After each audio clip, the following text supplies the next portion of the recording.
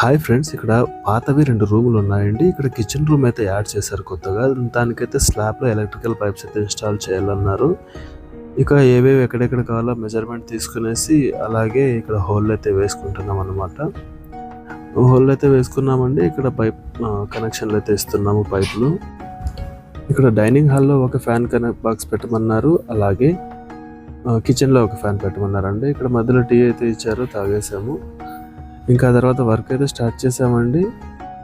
ఇది వచ్చేసి dining hall అండి. ఇక్కడ ఫ్యాన్ జంక్షన్ అయితే ఒకటి ఫిట్ చేసేసాము. ఇంకోటి కనపడుతుంది కదా, అది వచ్చేసి కిచెన్. అలాగే డ్రాప్స్ అయితే ఇచ్చేసాం అన్నమాట.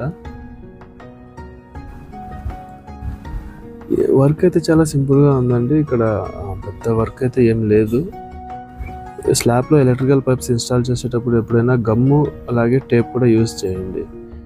వీళ్ళు మోల్డింగ్ వేసేటప్పుడు అయితే తొక్కేస్తారండి. తొక్కేసేటప్పుడు పైప్స్ అయితే ఊడిపోతాయి అన్నమాట జాయింట్ల దగ్గర.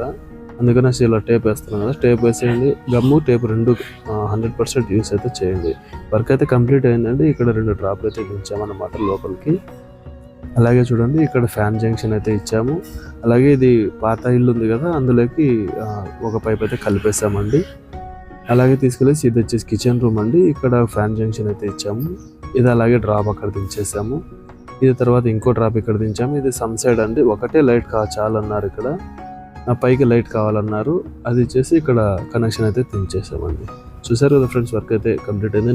ఇలాంటి మరిన్ని వీడియోస్ కోసం ప్లీజ్ నా యూట్యూబ్ ఛానల్ అయితే సబ్స్క్రైబ్ చేయండి.